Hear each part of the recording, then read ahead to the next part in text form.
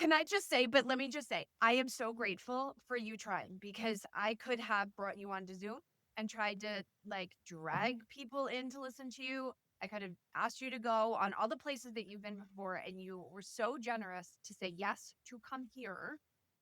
It is a theory that some of us all have that it's time to go to places where conversations like this don't typically happen. I don't know whether or not you agree with it. So I am just so fucking grateful that you are like in this with us. And I promise you, I have someone in my ear who is a black belt on this and we can't figure it out. So, like, A for effort. And thank you for saying yes. So, let's go back Where? to before I even do your beautiful intro. Where the hell are you? I'm in Germantown, right here in Germantown section of Philly, and I'm actually not too far away from my Germantown campaign office when I ran that campaign for Kamala Harris in this area. Why else is Germantown, Pennsylvania significant? And if you, I could obviously lead the witness here, or I could just tell you that I want you to specifically talk about the historical context of Germantown. Well, well, Germantown is significant, at least in the campaign, as far as campaigning is because in this area, we're not just holding down Germantown, we're holding down Mount Airy, Logan, West Plain, you know, what they call uptown, all these different areas. And so all these different areas, you have a couple of 100,000 people. And so my job was to get these several 100,000, maybe about 300,000 people, you know, come on out and vote for Kamala Harris. So that was a real feat in and of itself right there. And in this area, you have a lot of you have different income levels, you have different groups, uh, you have elderly here. So it's a it's a really good neighborhood though. It's really good, laid back, and people in different areas come out and vote. So the areas where they don't come out and vote, those are the places that we want to focus on, try to canvass those areas, community engagement, organizing, try to get them out to We'll vote. get there. We'll But get there. We'll get there with Germantown, all of your magic wand ideas. The direction, but I am so honored. If I have a feeling you knew this, I just clearly phrased the question poorly. But if not, and I'm about to teach you something about Germantown, I am yeah, incredibly honored of all people to be able to offer some of this insight to you. Germantown, Philadelphia is one of underground. the oldest towns, one of the oldest towns in the country. It is the place of the first White House. So, to be crystal clear, the first White House was in Germantown, Pennsylvania, not a Mm, stone's throw from where Shakaboona is currently located. Germantown is considered one of the most diverse towns. I mean, it's really not a city, but series of zip codes in the mm, country. It is a highly integrated community because even if we talk about desegregation nationally, I don't think we're doing a very good job. But Germantown is actually one of the first towns in the country to be desegregated. Um, and as a consequence, it really, I think it reflects that a little bit. I mean, don't get me wrong, there's still the areas and the stone houses here that are bigger than the stone houses here, but Germantown is sacred territory in our country, and right, Shakaboona is in charge. yeah. And what's more significant, just as much significant, is that the Underground Railroad was based right here as well for a while. So we still have right here in Germantown, we have um, we have different sites, the native tourist sites that you can go to, uh, and it's so it's very significant. You can come right there. Uh, And one of the reasons why, and this is just like a personal plug, this is my like virtue signaling of the evening. There'll be many more that I don't know I'm doing, but the first one that I do know is that the reason why Germantown was a key place during the Underground Railroad and the map for those who were enslaved in the South on their way north is because so many Quakers, peace loving Quakers, populate Philadelphia and the surrounding areas. Ben Franklin and William Penn were very big Quakers. I went to a Quaker school, the oldest one in the country, and they were all housing they were all Underground Railroad stuff. Everyone was still complicit, and it was also part of the process north. So Shakaboona and I are going to be um, doing our next live from some of those locations in Germantown with tech that is working much better very soon. Yes, yes. All right, so Shakaboona, let me quickly turn to what I would characterize as a unique set of cards. You have a life experience. You occupy a sacred zip code, which I believe is calling a lot of people home. We are coming up on the 250th anniversary of our country, and Philly's going to try to make a big deal of it. They probably won't do it as big as some of the others. Or a 250th anniversary of the shit. What is it? It's not the Constitution. Whatever. Just go with me here.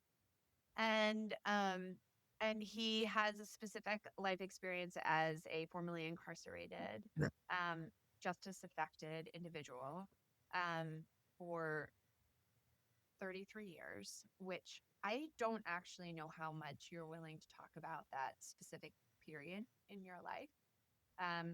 He also has very clear ideas on what we can do to make sure that community, that their voices and their vote, the currency that they still have, gets used in the right way. So Chakabuna, before I like actually read off your bio, which I want to do, um, are you okay with talking about the period of incarceration? Oh yeah, definitely, definitely, because that made me who I am today, right?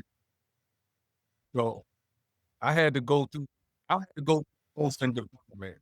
So before I ever went to prison, you I came from a working class family, middle class family. Went to Ivy League schools. I had the best of things, good life. I was involved in the community. I did community organizing as a youth. I engaged in the GOTV when I was a child. And so it's just, basically I wound up as a juvenile taking the wrong direction, hanging out with the wrong crowd and stuff like that. And, just not using a lot of forethought. Um, I made a mistake in my life, which cost somebody their life when I committed an act of robbery. And so, not something I'm proud of. It's something that I really much regret, which I could take back. But um, I was sent to prison as a juvenile. And so while I was in prison, I had a lot of learning to do. So I actually grew up until I actually became an adult in prison. And but when I was in prison, I wound up coming across a good number of political prisoners. I ran across people like Mumia Abu Jamal. Right? I ran across people like Schultz, Black Panther Party, and quite a few other guys. And and they seen good potential in me, and some of them took me under the wing and they taught me, because I was always a leader, and so like in prison, I was always the guy they came to when they had some type of situation in the prisons dealing with conditions of pain or treatment, and they ready like to take over the prison. They would come and get me to be the mouthpiece, the spokesperson, representative, to talk to the But wait, administration. why? Why? Like, why were you the chosen one? Well, the reason why was because one, I was influential within a prison system, even as a young person, a young adult. But it was also because I was able to express some of the issues that we were experiencing, others were not able to express them. And so I would just be called upon, to try to negotiate uh, with this prison administration about whatever, bad food, um, guards, correctional officers, another incarcerated person, whatever. So that's how I came to be. So, but I wound up, like I said, I wound up talking to these Can I just say people. something? I feel Yeah, like go I on. feel like you have I feel like I don't know. I feel like there's like another secret power that you had that you're not willing to share, which I recognize is not the place to necessarily have it with somebody like me in a public space like this. But it just feels like behind the smile, there's something else besides just a really good diplomat. But we can keep Oh, going. you see my Cheshire cat smile, huh? Yeah, I feel like what you just happened to be nominated to be class president? Like, come on. Well, Did you have a way with well, language? Did you have a yeah, relationship? Why did you have a relationship with a prison if you were 17 and you had not done any of that activist work before? yeah. So, like I was saying, you know, people tapping me is because I was very charismatic. So they felt as though I'm the one that's best to lead and uh and just negotiate on their behalf. So if there was any secret power, it would be charisma. It would be the fact that I could express myself. I can utilize language the way it's supposed to be used. And really that was it. And I had passion and I had brains and bronze. So and I think that's what made me be the person I am today because, the most successful of us out here, and I'm talking about like politicians, though I'm not a politician. That is the most successful ones are the ones who have brains and brawn or balls. Who knows? You know what? You can call them ovaries from now on. We can call them ovaries too. Um, Okay, okay, okay. So, you fucked up when you were 17. yeah, Uh, and they you were sentenced, if you're willing to share it, if you remember it exactly. If not, I have it here. yeah, Uh, you were sentenced to life, but you were yes. specifically sentenced to death by incarceration. And I don't know what that means. What that means is the death penalty. So So, as a is that juvenile, I the was same? to the death. Okay, hold on. Sorry. I'm having a physical response to the death penalty because the death penalty is something I'm very well versed in, as in just like your average, I pay attention to headlines and have very strong opinions about it. But is death by Yeah. incarceration also the same thing as death penalty, or does it mean you just are it means life? It means life. It means you're going to live and die in prison. And in Pennsylvania, when you have a life sentence, that's what that means. Can I ask So it's like a a follow death up penalty. ignorant question? Can I Yeah, ask sure. another ignorant question? Um, Yes. I'm also switching my headset. There's still troubleshooting over here. Can you hear me better? Does that feel like that's more immediate? Can you still hear me? I can still hear you. It's just that I'm getting both of Or our conversations. I'm getting the I'm getting the full conversation delayed. So I'm trying. It's like I'm trying to listen to four conversations at the same. So if you see me I kind of that it's like, well, I know, it's so hard to do. It's impossible to do. You're not gonna have the stamina to do it for as long as we want with all these people who are so eager to hear from you. Um, yeah, just know that we are still troubleshooting on this side, okay? Um, yeah. all right. Well, So let's I'm go. gonna all right. So I'm gonna ask another ignorant question. I'm embarrassed too. What why I didn't realize that juveniles could receive that sentence. Well, at that time, they could receive that sentence. It wasn't until recently, I think it was 2012, that United States Supreme Court, in the case of Miller v. Alabama, that it was unconstitutional to sentence children to the life without parole, which is a de facto death sentence. Prior to that, they had ruled the death penalty itself, right, unconstitutional due to juveniles. And that was back in like 2004, I believe, something like that. What happened when you heard about that? What happened when you heard that, oh, wait a second, again, because of the Supreme Court ruling, that there was an adjusted chance to your sentence? How did you hear about that? Literally, who told you? Well, due to the fact that I practice law as a paralegal in prison, I had already seen it in the early 2000s. I think it was 2001. There was a case called Atkins versus Virginia, where the Supreme Court said that you could not execute mentally ill people, right? Um, because they had people on death row that had brains like children.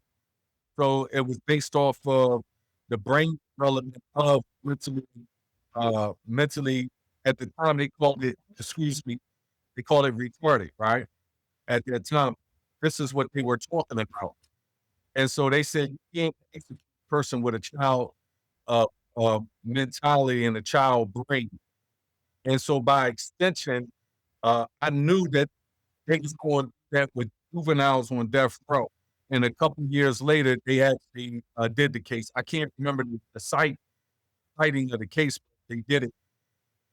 And when they banned juveniles on death row, uh, it was for the same reason, because their brain was undeveloped. And so I knew that at some point in time, they're going to turn people who are juveniles who are now serving life without parole, because that's the death penalty as well, just a different form of death penalty. And eventually that's what happened. So I knew about it probably about at least maybe 15 years before it was actually. Okay. So then you, let's see. Uh, so how long? So you were incarcerated, and I actually think this is worth noting. Are you okay if we stay in this incarceration chapter of your life for a little bit longer? Yeah. Yeah, let's do it. I The reason why Shakaboona is because it feels like a transition that, and I don't want to prop you up outside of being anything other than just a human being that sins like the rest of us, but it does feel like throughout histories there's some, we know that those processes of solitary confinement lead to a clarity. And I have to be honest, I didn't know, and we have to talk about how we met also, but I didn't know that you were in solitary confinement for 13 years. And Yeah. I again, layman's understanding of solitary confinement, but I guess I don't know how to finish this sentence, to be honest. I'm What curious, and I also want to apologize. Yeah, let me take it. Let me take it from there. So when I first came to prison, I was still a young kid and I was still a hothead. And didn't think about the things that I do. I did it, and then I thought about it later. Uh, that got me in a lot of trouble in prison, and so when I came to prison, my first maybe decade of prison, I was acting up, right? So I was doing things that I should not have been doing, and I was doing things that were, you could see, political or whatever. So it's like I was growing out of the old and growing into the new person. And so, at one point in time, I was doing everything under the sun. I was fighting people. Um, I was I was dancing. I was doing whatever there, right? And, Yeah. but eventually it got to a point in time where I said, "Yo," I said, "This is not me." I My father did not raise me to be this. So I had to get back to the person that I was before I ever went to prison.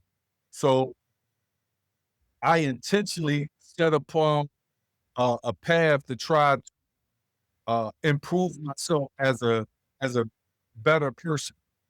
Um, I had to come Right. to What my true self. when did that moment how does that moment happen?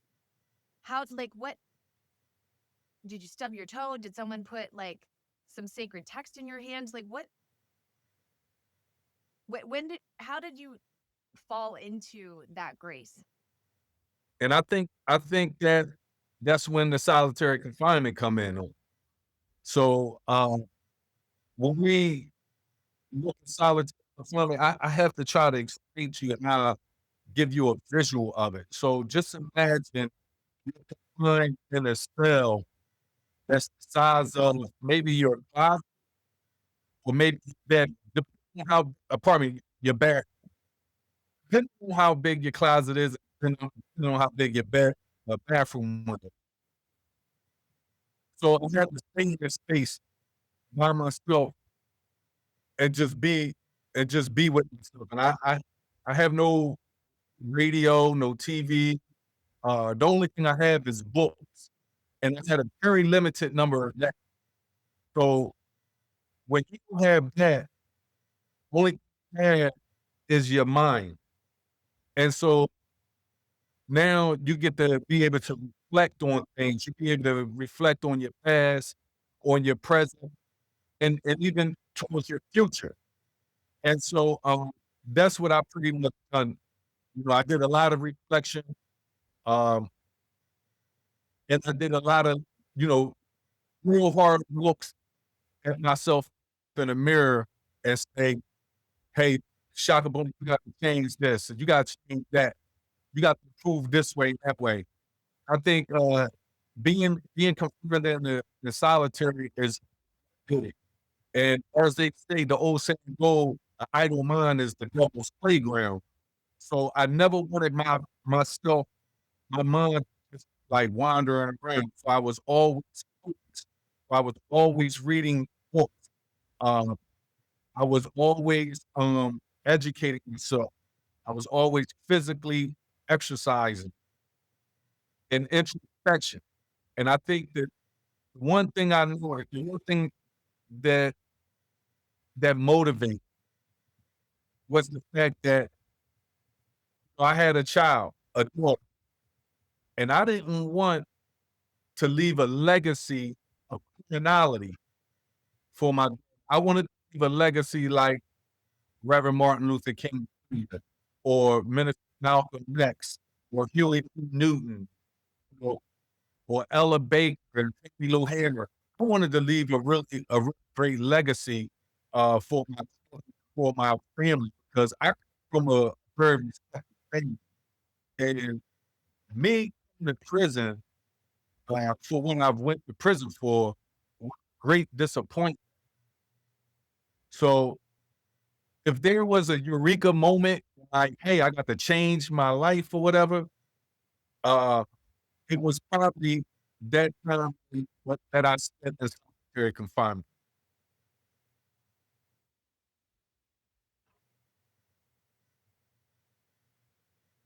Was there a book, a series of books? I mean, you name the name saint.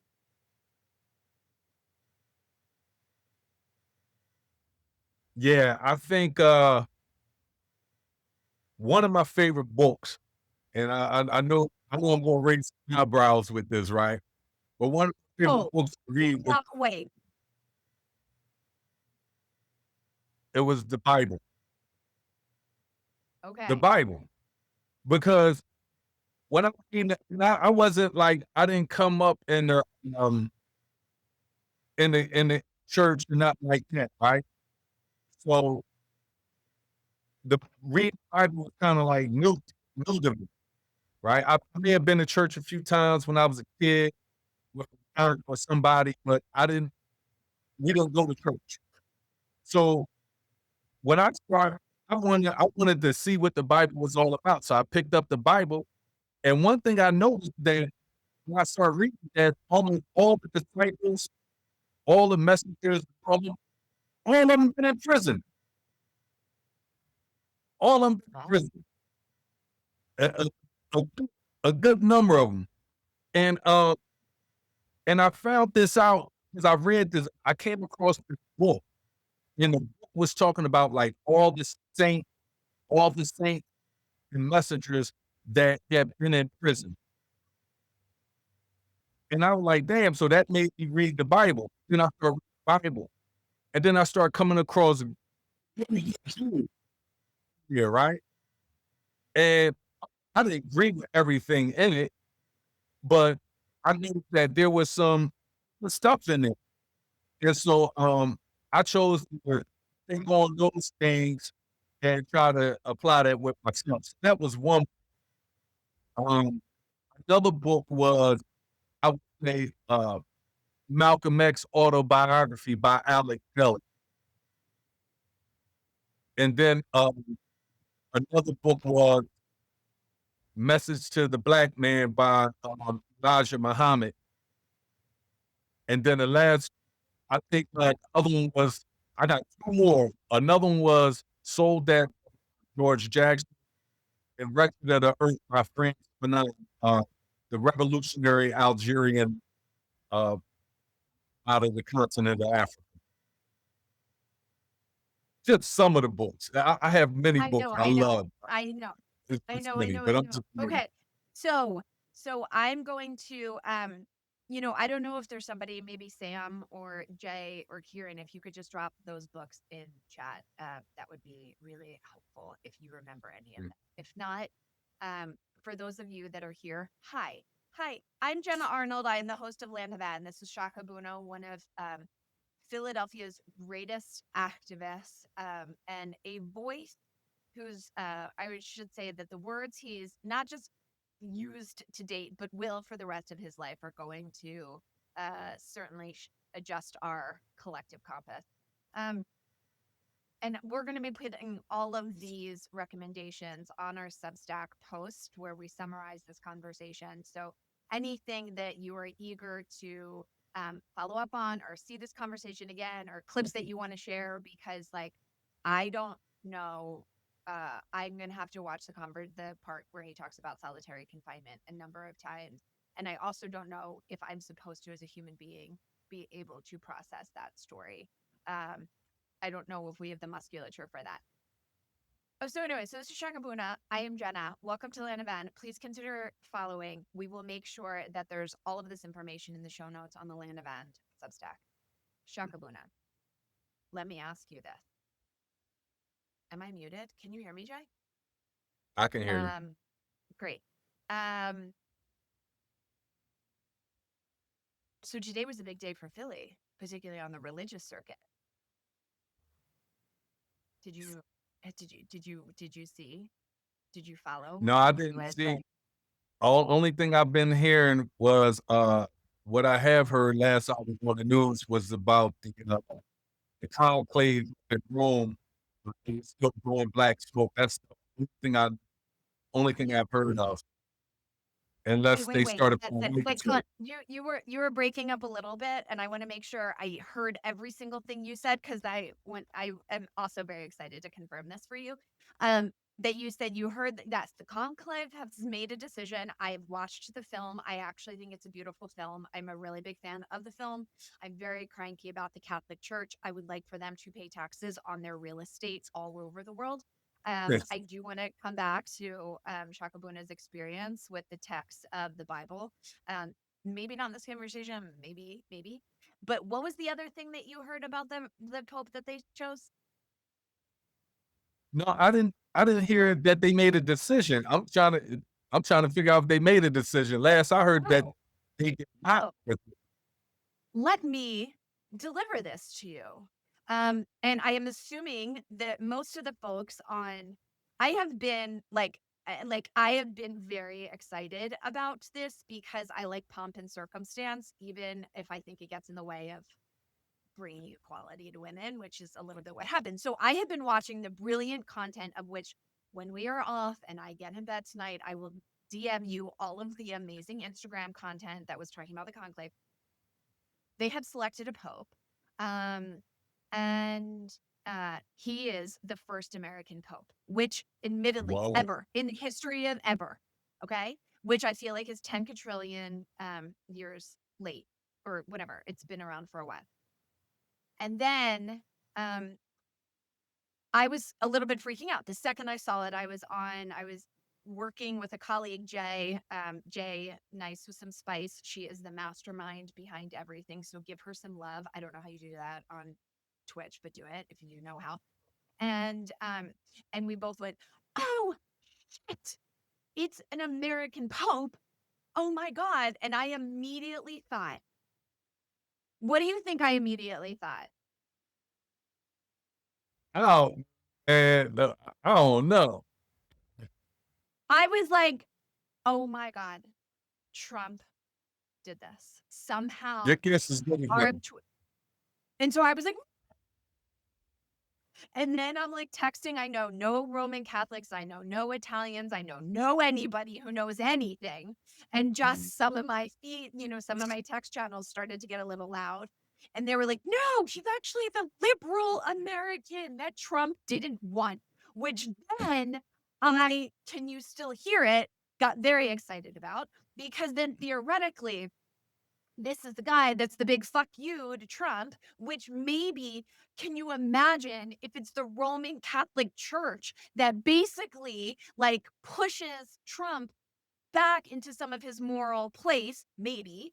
And then the tweets started coming in of the things that he had said about JD Vance and Trump, which were like not unbiased at all. They were very like he talked about he like said something that looked a little it was hard for me to decipher because I feel like it was very biblical and I don't really understand the code. I mean, I do a little bit, but like not enough to really know what he was referencing. But he was talking about like immigrants and those suffering. And if you're not willing to bear witness, and I was like, not for me. And then another one was about JD Vance saying he responded to something JD Vance said about how Jesus ranks who he loves. And he responded with like, Jesus ranks nobody. He loves everybody.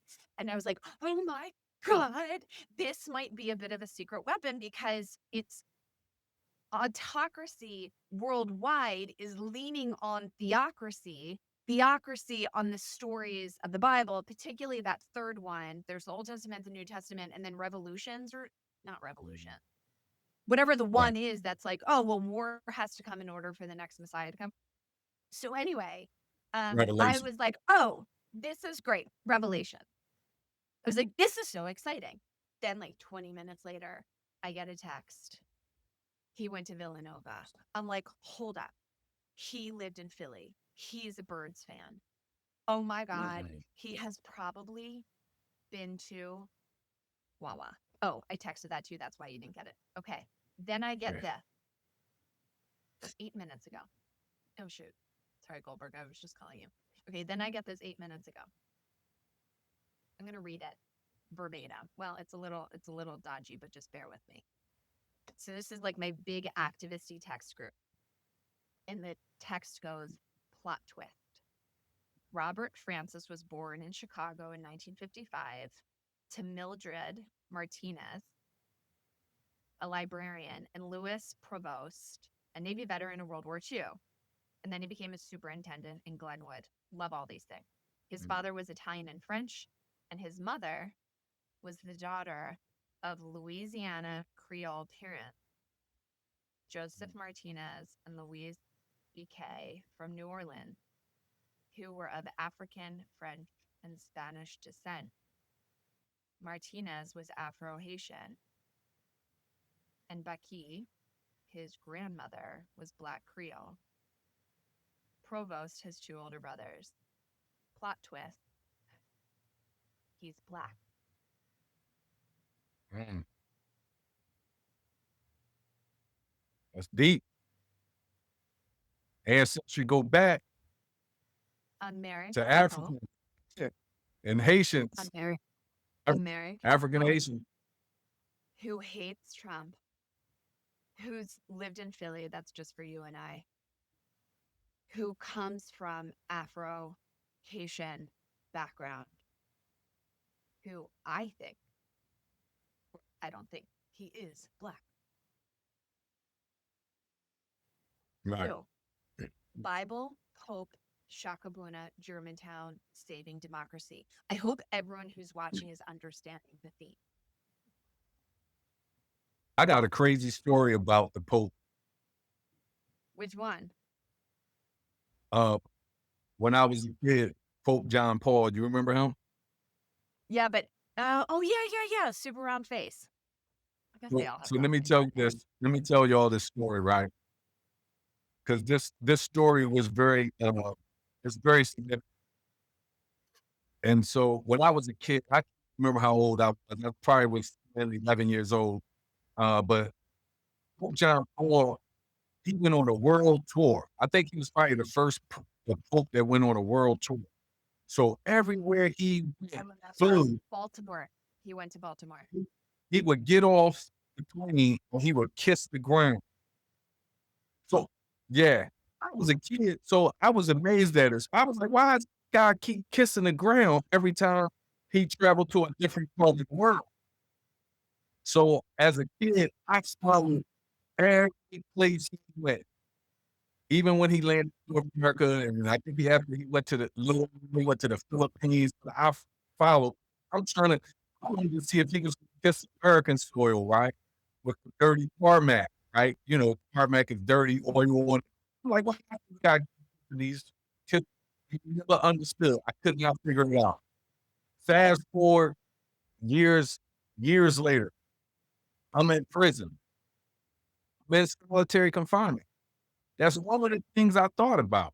And I said, I'm still trying to figure out why did that clone used to kiss the ground every time he traveled someplace. And so maybe he has an answer, and I never picked that answer up. But I came to my own conclusion of why he did that. And I think he was thanking God for his safe travels. And I think he was honoring the earth, right? And, paying to Mother Earth. So I think he was maybe like the first pope that like earth first in my opinion, right? And so I thought about it and I said, you know what? I said one day I'm gonna get out of prison and I'm gonna around and for my safe passage through prison without being murdered or whatever the case, and respecting the earth. And I said this over 25 years ago, early in my prison. And don't you know, maybe 34 years later, 35 years later, I'm walking out the federal detention center to my freedom after all them years. And you know what I did? I got on my hands and knees and I kissed the ground in honor of the Pope, in honor of God for getting me through those hard times, and in honor of Mother Earth. And now look at it.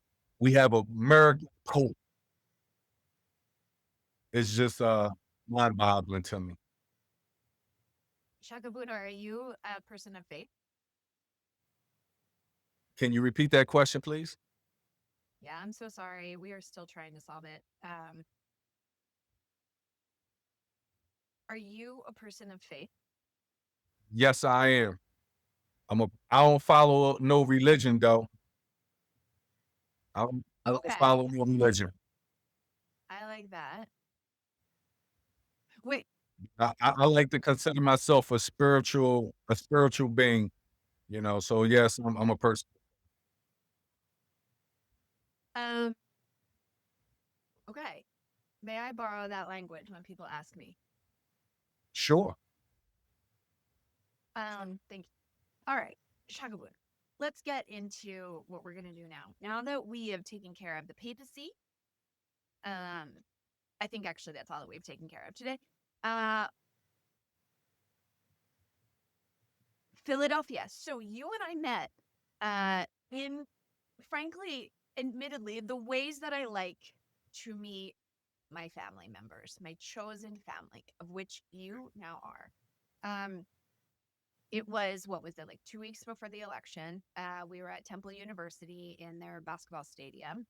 And there was a big Kamala rally, and Obama was there, and then a couple of other celebrity surrogates, which we don't have to talk about surrogates, but I have a lot of thoughts about surrogates. They don't work, FYI. And you were in the mayor's box, I think.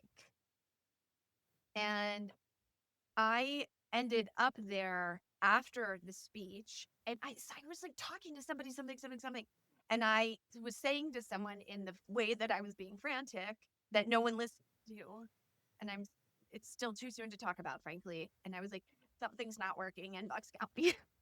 There's too many undecided. I'm telling you, all of these Democratic doors that I'm hitting are still unclear. And um, and you just stepped in and you were like, and you said something like, yeah, me too. You're like, yeah, something's not adding up either. And then, and then, and then that sealed the fate for the faithful, right? It went something like Yeah. that, maybe, kind of, sort of. Yes, it did. You got a really good memory. And then I said, what do you need? And you said,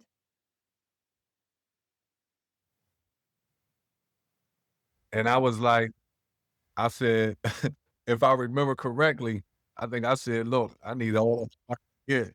Words to that effect. okay, so Shakaboona is responsible. Jay, just take a quick look at that headphone icon. I wonder if that's a thing on Discord that I should also mute. I'm not clear what it is. Um, Shakaboona is responsible for signing Broad Street. Broad Street is like a sacred street. It goes back to like the Lenape and how they were traveling from one part of Turtle Island to another. It is also the main thoroughfare from Philadelphia. And if you drive Broad Street, which turns into like 10 different kinds of places, or street names, you can get all the way up to New York City. So it's a street that like a lot of our founding fathers traveled, and where a lot of our culture is. My grandparents, who are were Jewish immigrants, they ended up on Broad Street, a mile outside of Philadelphia. So Broad Street's like a very important artery, very sacred one. Means a lot of love, but still means everything to us. When I drove down Broad Street, that there wasn't a lamppost, corner, mailbox that didn't have a Kamala sign on it, I mean it sincerely. It was covered in Kamala Harris signs. And that was Shakaboona's doing. And you are allowed to hire folks within a campaign at an hourly rate to continue to sign wherever it is. And for those of you who may or may not know, this is part of some of the content that I always do with my dad on Instagram. And we go out to Bucks County, um, to the more rural places, to do a lot of signing. And the signing this year was really intense. Like, people are ripping down signs. This is the first election cycle where people were touching other people's signs. And that felt like, again, one of those things that was different. And So Shakaboona did all of Broad Street, and I said to him then, and I'm like, "What do you need?" And he was like, "More signs." And I said, and then he said, "What do you need?" And I was like, "More signs." And so we ended up collaborating, and we started working with a number of philanthropists who sincerely came out of the woodwork at the absolute last minute and asked zero questions and just said, "What Venmo account am I sending money to?" And we are forever grateful for their support. Um, Yes, indeed. and then, and as we kept inching closer to November 5th, Shakaboona and I were having some really uncomfortable phone calls. And I'll never forget the one where right after the comedian who opened for Trump at a rally called our beautiful island of Puerto Rico a floating island of trash, or I'm Mhm. incorrectly quoting that. Um, you and I jumped on the phone real quick and said, "Wait, what's going on in the Puerto Rican communities in North Philly?"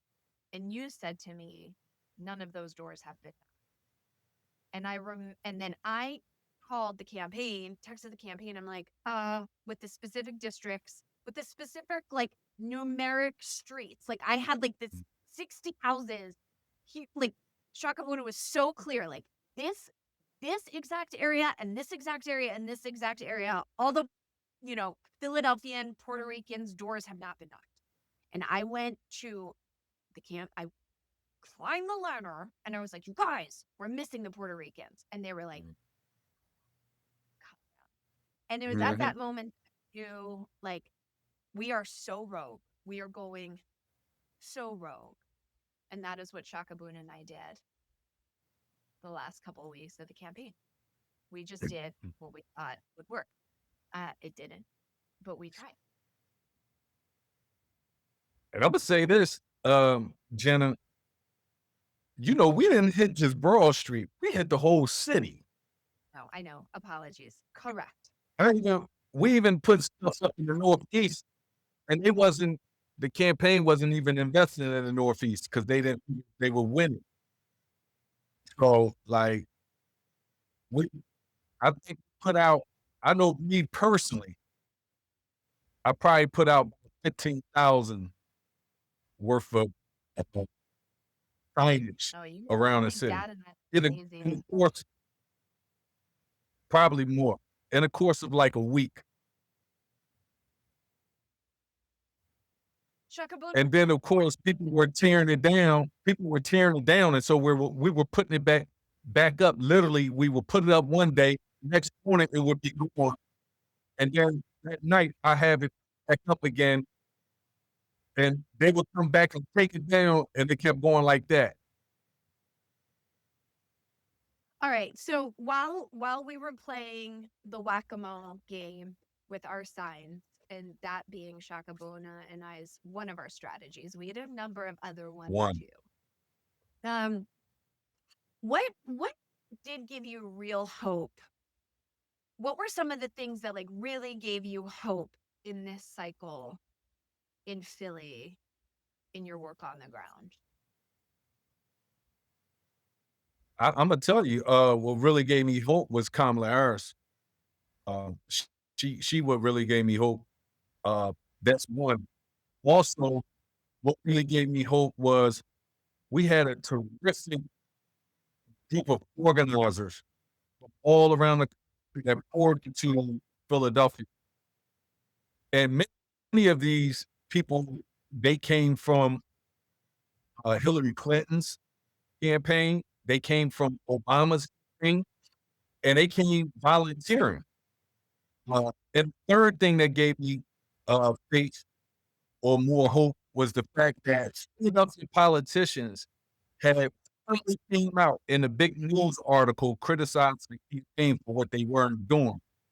This helped raise the alarm nationally, which kicked in number fourth that gave me hope was a lot more uh, funders came in to do work in Philadelphia. So like all hands on deck on Philadelphia. So that gave me a great hope and inspiration.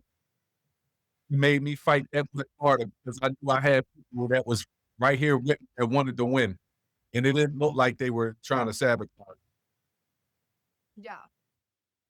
Um, I really appreciate, so yes, I think I also affirm that there was a lot of folks coming in from out of state. I'm still in a, like, having traveled to so many swing counties in so many swing states over the last 20 years. I still think there could have been so many more that were distributed a little bit smarter. The Working Families Party, I think, did a great job of sending buses out to Allentown. And I think, again, largely, I think Bucks was entirely written off. I know that there was doors in some parts of Philly, like South Philly, that were knocked like 7 times, and then there were doors in North Philly that had never seen anybody. So I don't know if it's like getting smarter on the data point, but it does feel like a lot of the hope that I think I took away is like, one, I'm just grateful again, as always. Organizing and like justice oriented work always brings me closer to the people that push me, that I really I learn a lot from. And there's was so many that I met in Philly, and in those last weeks, particularly in Germantown, everyone was just like, "What do we have to do? What do we have to do? What are we organizing buses?" Like it was just crazy. Um, but like, what was one under the radar strategy that you saw that you were like, "Oh, I didn't I didn't see that coming, and that makes a lot of sense." Did you see anything like that that you're like, that's a secret weapon? I'm obviously right after this, and if you want to just skip this because you don't have one and just talk about how we're going to get more formally incarcerated folks to vote, you're welcome to do that too. Uh, no, Jenna, I didn't see no secret weapon coming about or any of that. Uh, I didn't have one. They didn't have ace in the sleeve or any of that.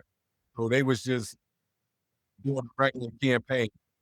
Uh, the ace in the sleeve could have been, or the secret weapon could have been, what you just suggested, were the justice impacted people in health. Um, but the campaign kind of like shot themselves in the foot with that, because when now President Donald Trump, he was convicted, what was that, 34 counts, 34 count indictment.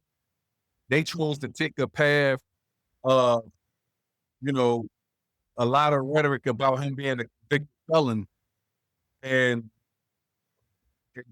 demonize him that way, not considering that in Philadelphia you have 300, approximately 300 to 350,000 justice impact people. Every last one of them can vote.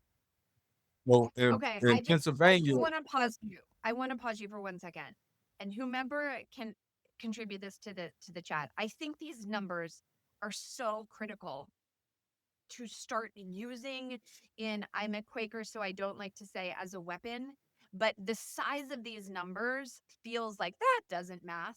So can you repeat the following numbers a little bit more slowly? So there's yeah, 350,000. yeah, yeah, it's from 300 to 350,000 formerly incarcerated people in Philadelphia alone.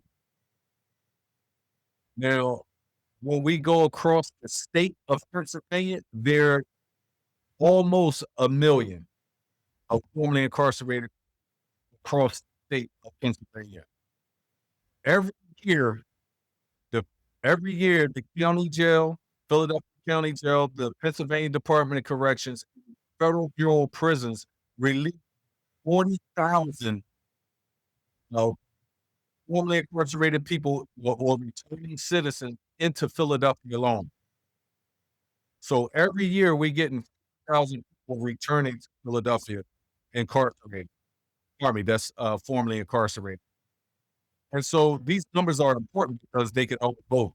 We just have to educate them on civics, give them a civics 101 course, and we have to get them out to vote.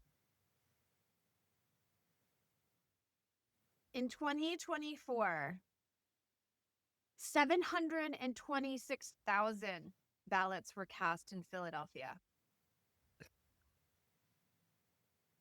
726,000 ballots were cast in Philadelphia. And you're telling me there's 350,000 untapped. Yes. Shakaboona, one of the things that I wrestle with, and or I'm just curious about, not wrestle with, but um, when when you were incarcerated, were you paying attention to what was happening politically outside? I know once the Supreme Court ruled, you can't sentence a juvenile to life. I understand why that headline would have made its way to you, but were you paying attention to politics, and did you believe in the exterior political system as being a place that cared? Yes, I did pay attention to, what was going on in politics, within our country while I was. Um, I also believe that politics could be a tool to better our our community because it's representative democracy is what we're calling it, where we elect these officials. So theoretically, uh, when they go into these offices, they're supposed to be representing us. Unfortunately, that is not really happening now today. And so you're starting to see a lot of people throughout America realize that.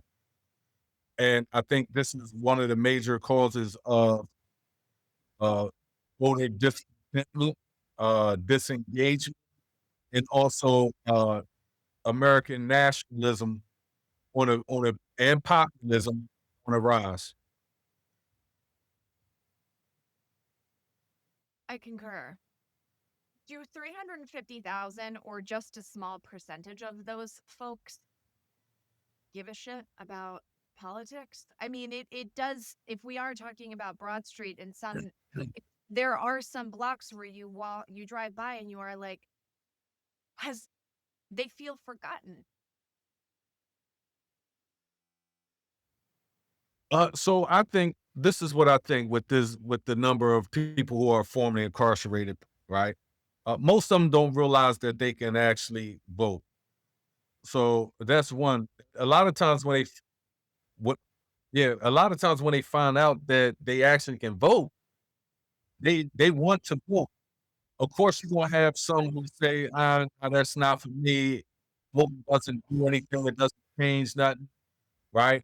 You're gonna have those, um, but it's not a lot. I'll tell you, when elections, even before elections, I go to Philadelphia County System. I go inside the prisons myself and a few other organizations like the Pennsylvania Prison Society, the ACLU, the NAACP, and my organization, the Human Rights Coalition. We go up in there and we do, and not the 10 franchise project. We went up and go up in the county system, county jail system, and we were getting these people registered to vote. And most of them was surprised that they could vote while in county jail, right? And there were some who didn't have no interest in voting while in prison, while in jail, right? But Imma tell you, when I told them, "Listen, there's 2 candidates, uh, coming up, be elected." I said, "You're in prison right now. You're in jail. You're going to trial. Wouldn't you like to be able to determine, uh, what judge is gonna be in front, you know, and who the DA is gonna be?" And when I explained it to them that they can actually determine who's gonna be the next judge, our police judge that they may go before, nuts attorney who may be prosecuted, they have an interest in it. And so when I explained it to them, they was like, "Yo, can I get an application? Can I register to vote?" And I said, "Sure, give them register."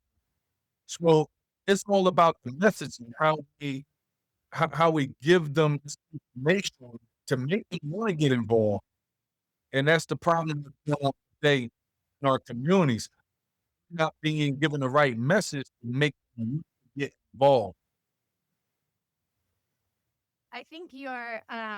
It's so interesting, like your observation about so many people who feel like they're disenfranchised from the system and that the system isn't working, but it does feel universal. Like it feels like it's applicable across every demographic that the system isn't working. And largely, we can get into whether or not it is or isn't on another conversation. But Shakaboona, Right. I was reading about what you did to mobilize folks to vote for Larry Krasner. And I find it so obvious and also astounding, which again is probably like the simplest answer is likely the best. So I'm going to read, or I'm going to stumble through my understanding of this, is that you were at a maximum security prison in in Western Pennsylvania. And you had told Krasner's campaign that there was 5,000 prisoners in that maximum security prison. And that if he, this is so fucking smart. I hope I have this right. If he made the case to those prisoners that they each have 5 family members who could vote. And so Shakaboona leveraged 5,000 prisoners in a maximum security prison to get Krasner's attention, of which, like, you are a fan of his. Um, they called you radical black prisoners, which I sort of want you to respond to, but we also don't have to. Um, that's fucking brilliant. Yeah.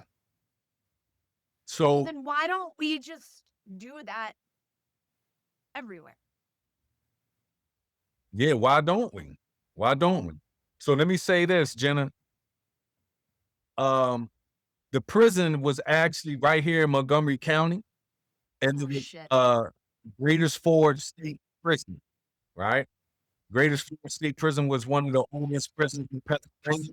They now closed it down and they opened up a prison that they spent approximately $1.5 billion to build called SCI Phoenix.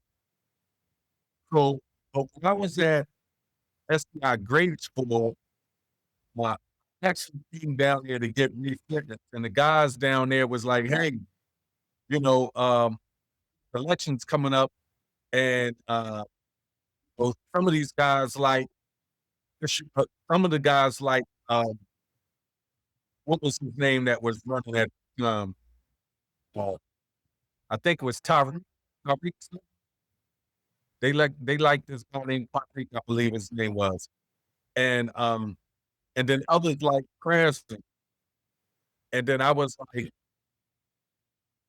I said, well, they wanted to get him in and they couldn't get him in into the office.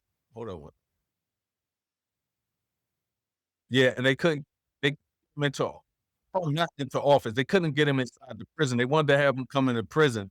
But Seth Williams, who was the attorney at the time, and got his name Tyreek Shabazz. He was the attorney. He was running for because Seth Williams had, I think, just got indicted or something. And Tyreek Shabazz was running to become the next attorney. And so, long story short, those two was coming up, but some other guys wanted Krasner to come up because they didn't like Seth Williams and they didn't like Tyreek Shabazz. And I'm like, well, how come y'all ain't come up? It was like, well, we extended him. He was he's not coming up. I said, well, all right. I said, I got a direct line to him. I'm gonna contact my folks and they're gonna get with him. I said, we're gonna have him up here. He's up there. And I said, so I went back, like, all right, go ahead and do it. So I went back to the block. I jumped on the phone. I called my peoples up and said, yo, this is Larry Krasner message from. I said, he don't know me like that, right? He don't know me. I don't know Larry Krasner. I said, tell Larry Krasner if he want to get elected. I said, tell him to come up here at SEI Great Sport and speak to 5,000 men. I said, let him know that his adversaries, right, Well, competitors are coming up here. They coming up here for a reason. He knows something he don't know. I said, so I want to pull it full. And I want him to understand that we got 5,000 people. I said, tell him to come up and speak to these 5,000 people for me. And I said, I'd get 5 of their family members all to come out and vote. And I said, that's 5,000. You get the, well, he was like, okay, all right. And I emailed him the information. Within, with by the next day, received information from Krasner's campaign and my contact that Krasner wanted to come up. Long story short, Krasner eventually got up, and when we got up, he spoke to the man, he loved him and everything. They was done with Duck Williams, Tyreek El Shabazz, and they was all in for Mary Krasner. After that, I basically got all the shot callers, all the um, all the guys that was running the inmate organization there. I put them all down. I said, "Listen, we're running a GOTP from in prison. And Shut the we're fuck going." up. I said, "We're Okay. going to every cell. And we're going to drop leaflets into everybody's cell. We're going to contact. We're going to do engagement. We're going to go to every cell, talk to every individual, tell them to get on the phone, call their mother, call their father, call their grandparents, call their daughters, and whoever." I said, "Get 5 of their family members and talk to them about Krasner and tell them to go out and vote for Krasner." We now we got all these people, the whole prison of 5,000 people was a buzz, and we talk. Most of the people are from Philadelphia. They from North, South, West Philly, Northeast. They black, white, they Puerto Rican. They Asian. Like everybody was on board, and so we just pushed it, and we pushed it for about 2 months straight. 2 months straight, and after that, we made Larry Krasner the talk of our communities from in prison. Because every time someone got on the phone, it was telling, "You standing right there." Make sure you tell them, right? They on the phone, they telling these folks, "Yo, make sure you go and vote for Krasner. Get the whole family Shut up. involved." When they come on visit, Wait, and wait, the wait. family That come to visit, my visual is like a bunch of phones and like someone's just like policing the line. Did you mention it? Did you mention it? I didn't hear you say it yet. Give me the phone, I'll do it. no, no. But we had them in every way that we can communicate to our families. We communicate. So we communicated to them through the visiting, through the phone, the email, and through snail mail, right? And we just told them to go out and vote. We was having having TV parties, not parties like not a real party now, but we had gatherings where we was, it was GOTV gathering, right? Uh, promote Larry Krasner to the rest of the general population. So, and we didn't have any money. We didn't spend any money. It was just sheer manpower. No, we didn't have no money to do it. Hold. Sorry, y'all. There's a lot of screens. So A that's lot of the secret weapons. If there's a secret I weapon, know, I know, I know. I'm gonna hand you this North Star and we're gonna clip it. You're gonna slam dunk this. But before I get there, I just want to share with those that are still hanging out with it. Okay. This is actually one more bit that I want you to, that this article summarized about what it is that you did for Krasner. It says a broad coalition of progressive groups put aside their differences to focus on winning. Did you have to do a lot of coalition building within the while you were trying to organize folks, or was it mostly just helping them understand the position and how it could impact their lives and why voting's important? Like, was it coalition building too? it was definitely coalition building because you have a lot of different groups in there, and they have their own opinions about things. So even though while we were doing this, there was groups in there that was not suppressed. So but I sat down with them, I talked with them, and tried to get them on board. Some some I got on board, some of them I didn't. But the majority of the people that were there, I got them on board. So we were able to build a broad coalition of incarcerated people as raiders for Krasner out there. Okay. One other clarifying question about this. Do you have any data about how your efforts impacted the election? And I also want to point out that it wasn't Krasner's a phenomenal candidate. Like for those who aren't familiar with Philly politics, I actually think we're going to see a lot more of him. But what he's done a lot in Shakaboona. You might be able to speak to that a little bit more in depth. But um, and I think that it's probably worthy to do that. But can you speak to how it might have actually swayed the election?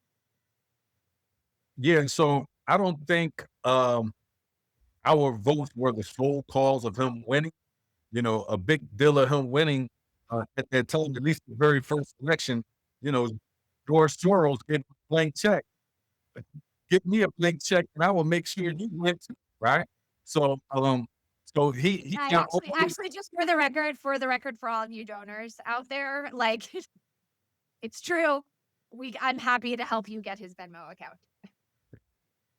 so but he got all the he was able to get all the right players in Philadelphia because he had the check. Um so it was gonna be difficult for anyone to beat him at that time. On top of that, yes, we had an impact on his election. Now, I wish I could have had the metrics, right, in place to be able to say, okay, this is how this number or whatever, right? But we did have uh, a couple articles that was written about our impact when some reporters found out what had happened. Like they said, these 5,000 pictures influenced their That's families. correct. Yeah. They was like, that's mind-boggling, right? It never happened before, at least not in Pennsylvania, to my knowledge, right? Maybe in another state, who knows? I can't think of it. The closest I can think of, and which is probably where I got the ideas from, uh, was the Irish who was fighting against the British, and a lot of them was thrown into the gulag of for their political fight against the British. And I remember some of them actually was ran for office while in prison, and they got a lot of their people organized from within to get a lot of their people on the outside, like the IRA and all of them, from the outside to vote and get them certain seats and all that, in parliament. That's the only that's I can only draw from that. I can't draw from no American situation like that. So that gave me the idea to do that. So so look, big fist up to the Irish, you know. So but that's where you got the idea from to do this within Pennsylvania. Um, but I'm gonna show you where you see the impact is. The impact is that coalition, we were all connected through, at least myself and some of us, we had all criminal justice organizations. My organization, Rights Coalition, was the foremost organization that came about that all the other groups started replicating themselves after when they start coming out, all these new groups. And we were about direct action. We were about building voting power.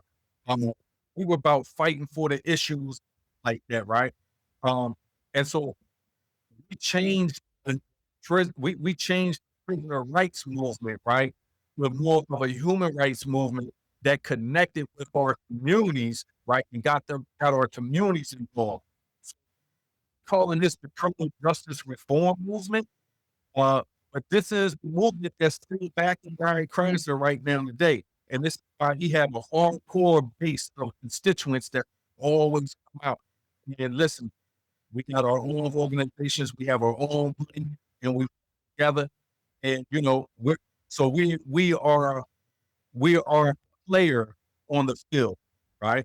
We are a player on the field, and sometimes the UFP works with us. Sometimes the Democrats work with us, because we're IE, we're the expenditure. We're pushing, uh, we're pushing for empowerment, political empowerment, voter engagement for formerly incarcerated people and justice impacted people. So to this day, we have a force. We have foot soldiers and all that. But what we don't have, which I'm ready to get with everyone's support, is I'm ready to go after this 350,000 people who are right here in our communities. And they work in the attorney office, the police department, the sheriff's office, the mayor's office, the mayor's administration.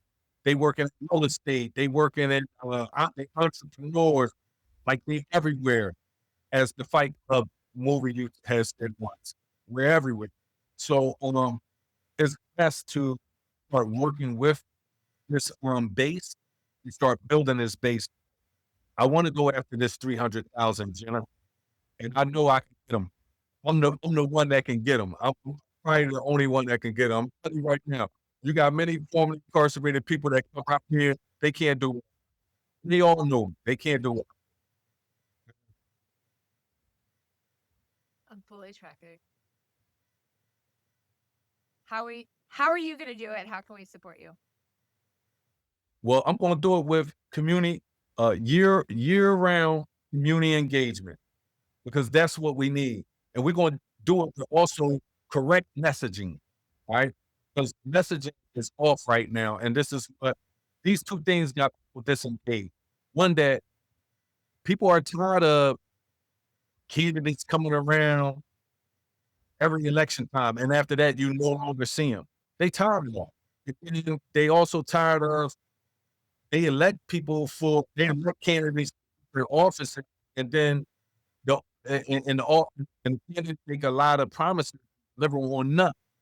Where they're tired of being lied to, you know? Right. Messaging wise, they tired of messaging that does not resonate with them or what they're going through in life. They want to hear about jobs. They want to hear about education. They want to hear about healthcare. They want to hear about they want to hear about entrepreneurs. They want to hear about how to make their city straight. They want to hear about how we gonna clean up Philadelphia, because Philadelphia is dirt and we have holes everywhere. People want to know how this works. So that's what we have to do. We have to look at the message that we give to people. And so, but that's what we're going to do. Community engagement, year round, every month, having different engagements, educating people, letting people know, yo, we here. They may not be there, but we're here, and we're the credible message because we in the community. We're from the community. And it does. I mean, I'm not gonna try to thread this needle right now. I was gonna try to say something about like a silver lining of the moment means we can come back to ourselves. You get the point. I have felt the same exact way about what was happening out in the suburbs. Is just like there's not been anyone there. No one has been there doing not just the community building work, but the like seeing and being seen work. And that's why I think what you're doing is so profound and so noble, and actually is building the foundation of like what we want in the future. Like I don't just want like policies to fill the potholes, and I don't want just a we have got to elevate the expectation of ourselves and each other and what our community's responsibility is individually and as a group to the greater good. And this is probably one of the only moments to really do that. And so, Shakaboona, I really honor your commitment to doing it. Admittedly, when I spoke to him after the election, when I was still like in my Netflix binging phase, um, he was like, no, let's fucking go. I mean, 7 a.m. the next day, I'm like, let's fucking go. But like, he was really like, no, I got this. I know how I'm going to do this. I know how we're going to do this. And I have to say, I spend so much time in Republican public spaces where they say, Democrats have no strategy. They don't know who's on their bench. They're not pumped up. Like, they're lost. And my response is a little bit like, we are 100 days after a moment. I'm actually fine if we don't have a beacon for like a year. I mean, we've got like midterms we got to sort out, but like, I'm cool with us being in a growth moment because we have to do that. You're the first person within the Democratic ecosystem, and I know you and I can sort of laugh because like you're also not, you sit on the outside of the sandbox intentionally. That is crystal clear, and that has to always be protected and part of your strategy. But you have a fucking plan. Like you know what to Yes. do.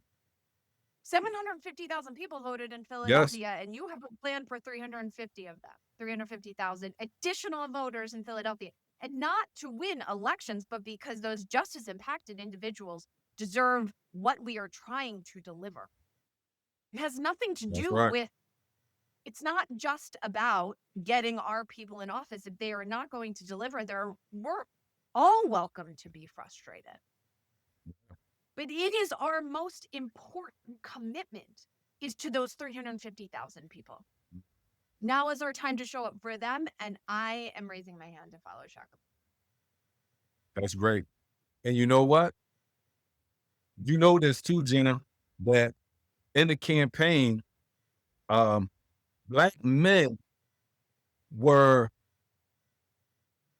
they were neglected for a while. And it wasn't until a lot of noise was made that they made a last ditch effort to get them.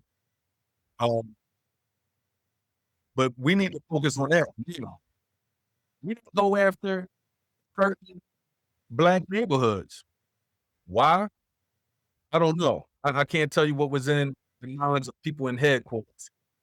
But we didn't go and get at certain freaking neighborhoods. Why? I don't know. But what I do know is those places, we need to go in there. We need to get with these people.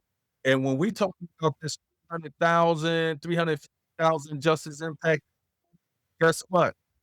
They're black males, they're Latino, Latina. Um, and so you get a really like a 3-4. Really get a 3-4 there. So you getting black men, you getting Latino communities, right? And you getting disenfranchised formerly incarcerated people. Not totally disenfranchised, but so That can be you subjective. can reach these people. And one thing is we had Philadelphia, you got 1.1 million registered voters. Registered voters. Out of that 1.1 million registered voters in the presidential election, I believe it was only what was it, 400,000 that voted? I think it was about 400,000 that voted. Yeah, no, 300,000. Pardon me, 300,000 that voted. Well, no, it was 4 because it was 700,000 registered voters who did not vote in Philadelphia. 700,000 didn't vote. 22,000, only 65% of the people who voted. Sorry, only 65% of the potential registered voters voted in Philly, 22,000 less than 2020. That's horrible. That's horrible. That means a whole lot of people sat home and they registered voters. What about all the people haven't registered? Right. Because we got What to do like the 7 other steps. Right. Shakaboona, let me ask you a real quick question because I want to be sensitive of your time. I am, particularly if you've been, am I still in echo? I don't know how you're doing that. Yeah, you still in echo, but I'm using some of my Jedi mind tricks that I learned when I was in solitary confinement. I'm canceling out all the Whatever. I'm delivering something to your house tomorrow as the thank you. I don't know what it's going to be delicious. I'm sure of it. So being sensitive to that, Jedis need rest too. Star Wars, because that always gets additional people to come to our Twitch is when you just mentioned Star Wars. Star Wars, somehow the algorithm brings all those kinds of people in. Star Wars. or worse. Um, I think one of the things that you clearly embody is like you are a representation of your story going back to, I guess I would really say like probably that moment that the Supreme Court Justice uh, set a new precedence for juvenile sentences is really a moment that was like, no, see, this is how the system changes your life. Right. Although I guess the original sentencing is like, no, that's where the system dictates your life. And then this is how the system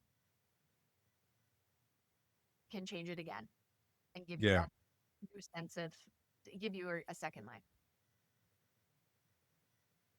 How do you think, and how do you think we need to be messaging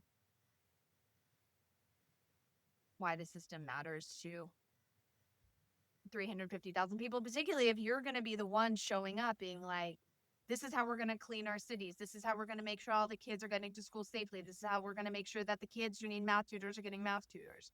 Like, how are you? No one's hit the messaging on the head. What do you think the messaging needs to be? And I know I'm putting you on the spot, and also don't have an answer. I'm curious if you have some. Well, let me just try to give you just a little bit of enlightenment on it, right? You know, when you're an OG, you can put out an OG call, right? You can put out an OG call, and I saw people you gonna do it. come. I saw you do it. I saw you do it. But let me say that when you know credible messengers, when you know credible messengers in your community, right? They want to know what to say, how to say, when to say it, and where to say it, and want to say it true in their communities about all of this. And we know how to win our people over. We know how to do it. We speak to their issue. It's not rocket science. We speak to the issue. But you have to have the right message that do it. Can't you can't get Beyonce 10 million or whatever, but you Well, I can't mean, though. You don't talk about can't. Beyonce. I love her. You, I love her. yeah, yeah. But listen, but let's get it straight. No currency. The No Republican currency. Party, look, the Republican Party and the Democratic Party, right? They was having like a celebrity war, right? Who can bring out the most celebrities? They get Kid Rock, Kanye West, and Democrats get Beyonce and John Legend, all right? But the thing about it is, the people in the community, they don't care about. But you know who they do care about? If you would have gave that money, all that money, you could have spent a fraction of that money because you could have went in Philadelphia and you could have directed to all the local leaders that's respected more than they are. See, those entertainers are admired for their wealth, but they're not respected for what they do to this community. We're in this community, building up our own community. So our neighbors, they respect that and they admire it. And when we say, hey, come on out and vote, they're gonna come out. And you know what else they're gonna say? They're gonna say, well, who should I vote for? You know what I'm saying? If we have any community member that's like on the fence or just that's turned off, we're the ones that can with all due respect to them celebrities, they not gonna convince, they ain't gonna convince, you know, Mark in the neighborhood or Tanisha from the neighborhood. They're not gonna convince them. But we are. And to the youth, the young adults, they're definitely gonna listen to us. They always listen to us.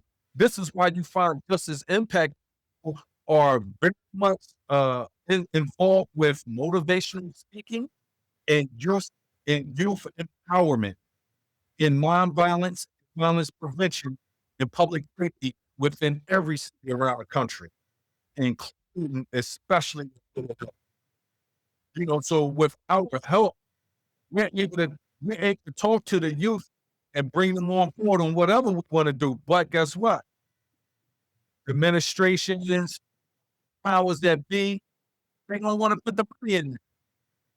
You know, they don't want to put the money in that. So we do what we can, and a lot of we come out of our own pocket when we do it. But this is why I always speak about second chances. We got to have second chances for these people. We have to tell them, we have to also show them the benefit that, hey, you get involved.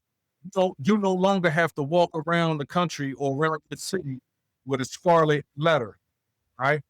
And being discriminated against all aspects of society because you have been justice impacted.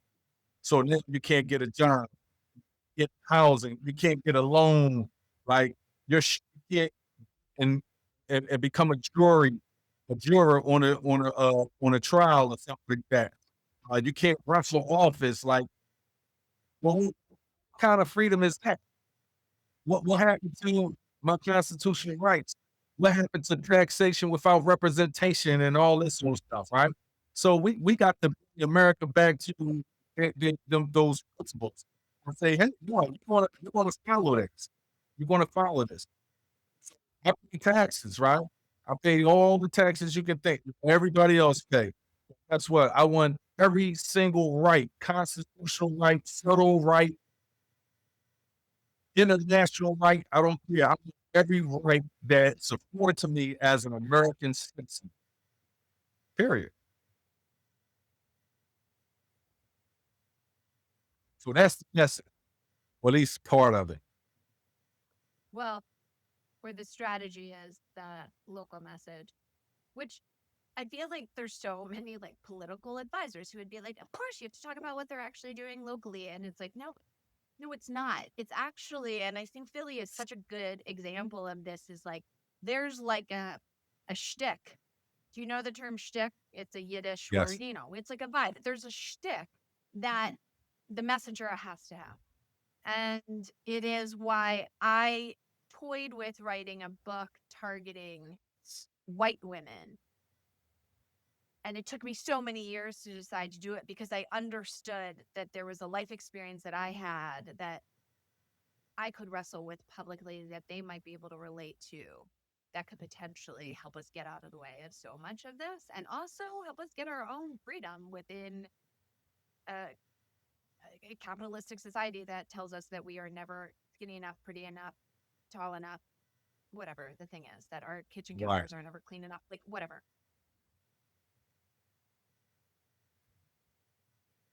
In Philly is like, there is a language, there is a tone. I mean, every city has it. Mm. Everybody has it. But if you're going to come to a place that is so committed to protecting it, honoring it, lifting it up, like, I mean, some people, I think a lot of people saw it after the Super Bowl. Like, everyone was so like a little bit FOMO. I really enjoyed everyone being like, I kind of wish I was from Philly, for like a couple of days after the Super Bowl. And I was like, I know this is our thing. And my husband, who's from Dallas, we'll just give a quick moment of silence for them. I'm not saying that. And he's been here now for 5 years, and he said, I finally figured it out about people from Philly. If you ask people from Dallas how they're doing, they say, oh, we're good, we're fine, the kids, soccer, my parents, the next vacation. If you ask people from Philly how they're doing, they tell you. And there's some level of authenticity that the messengers in this town need. And it is why my fury with how the campaign was so focused on surrogacy now. I think surrogacy celebrities did really help Obama in a way.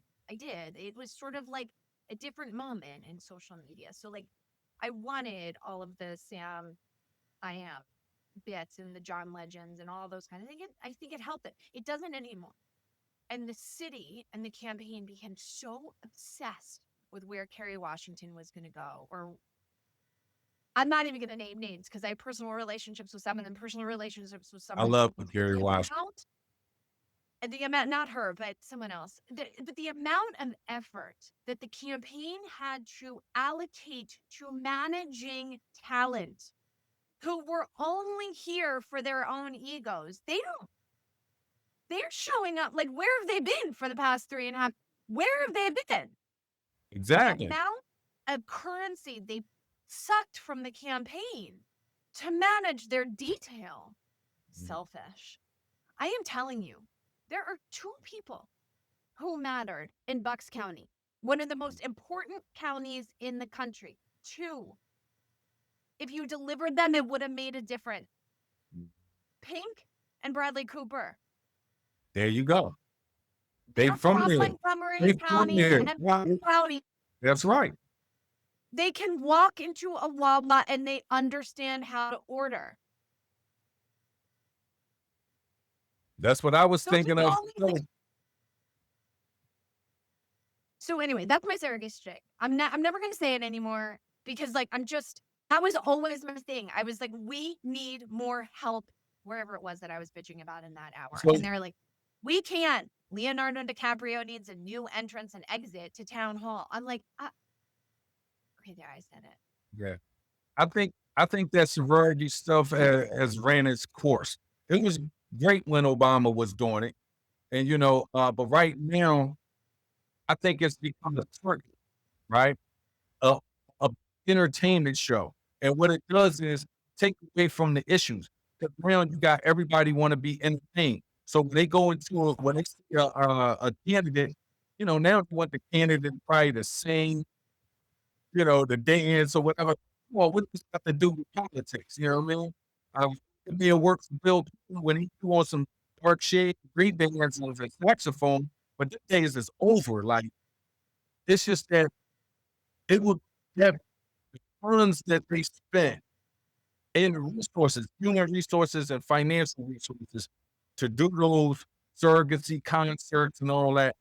It could have been, you could have still did that, but did it in a way where you're going to the grassroots level and you're getting people, like you said, you get celebrities that's from that area.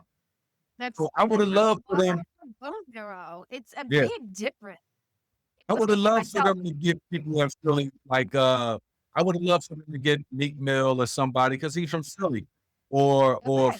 Freeway, or Jill Scott, Or Patti LaBelle, or somebody like that.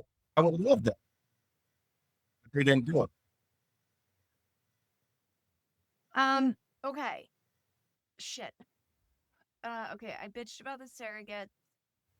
Yeah. Okay, so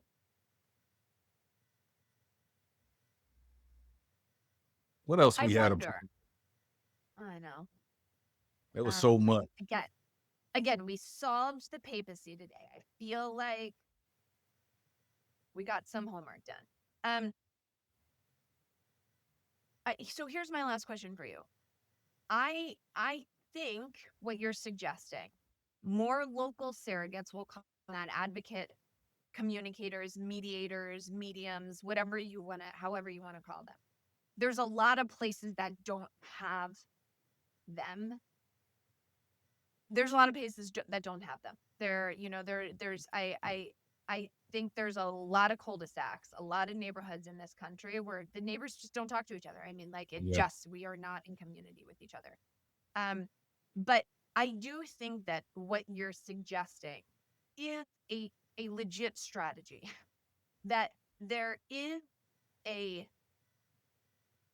more intentional funnel of resources going to local organizers who know how to throw pizza parties on Friday nights, or I should say on Sunday nights at the local college campuses, and Shabbat on Friday nights, and like a lot of peeps filled Easter celebrations. Like, this is just, as you said, this is a lot of the money that came in last minute for you and I. It really went to pizza.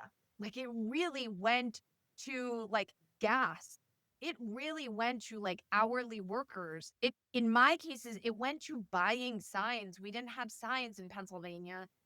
Long story, also annoying. But it's like it's like penny wine pound foolish type exercises Yeah. that I feel Yeah. like is me. I also think there's probably still some, okay, whatever. I'm moving on from Philly.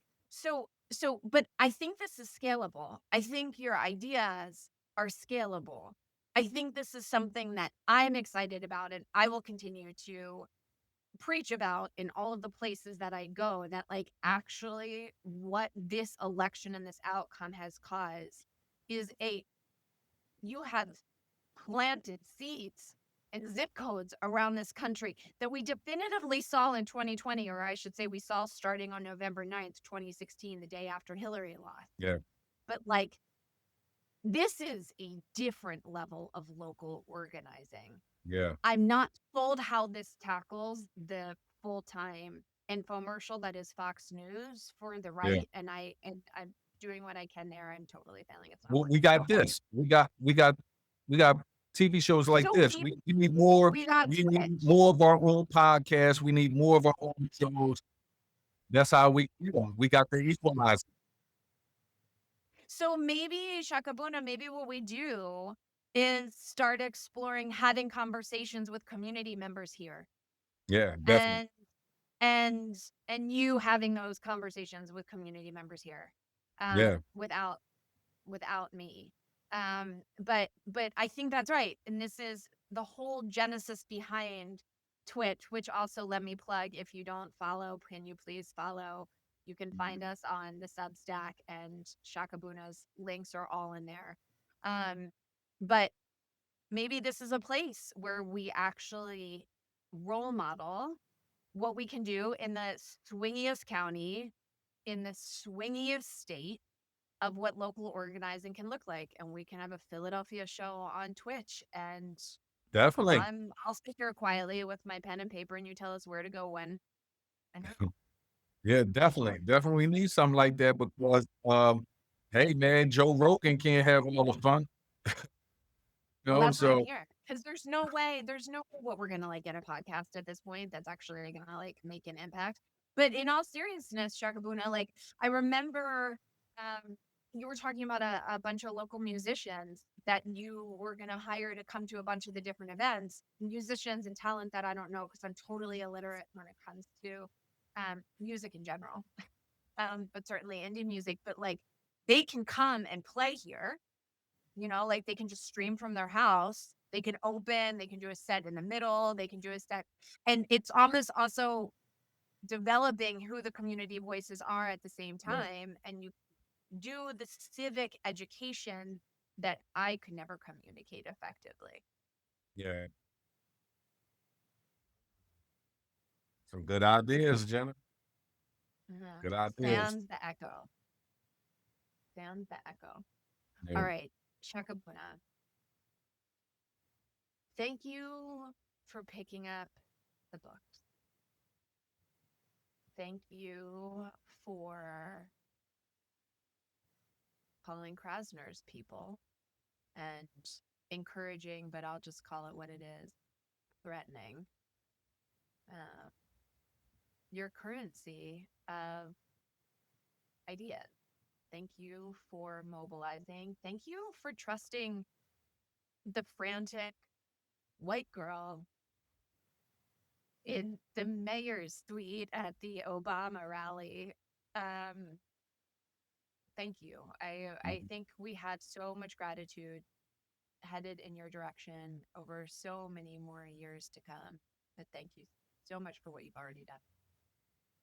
Yeah, and you're welcome. I appreciate you, Jenna, and I'm just happy to have met you and continue to be, part of your circle of friends. Tell you when I first seen you and you was going at it, I'm like, yo, I got to get with her. Hey, come here. Let me talk to you. And I knew with your passion that you got, and you know what you know, right? In regards to this politics. I was like, look, that's a match made in heaven. We gonna be like this. We gonna bond, right? And that's exactly what happened. We was clicking on all seats filling in this campaign. And we continue to do so. And we want to continue to do so today and in the near future. But this is just the start of it. Like I have never stopped. I've been campaigning and just never stopped for me. I haven't even had a vacation yet. I'm about to have one next week. I haven't even had a vacation yet. That's how much I still been organizing my style. So with that, you know, I love to be on this journey with you, and I'm looking forward to more activities and more times out. Which and tell your mom I said hello too. Oh, I will. My mom was, you'll see on the Substack, my mom was driving us around North Philly, giving me a lot of anxiety. Uh, we'll find a new driver. We'll find a new driver. I feel like we can make them She so cool. She was real. Hey, she'll look come like back. she did that before. Look like she was a driver for one of the Italians or something. All right, Shakaboona, blessings. We'll be in touch. Thank Yes, you. yes. Thank you for. So fucking much more to come. Yeah, we got to do this again. I appreciate you. You're welcome. You have a nice one, Jenna.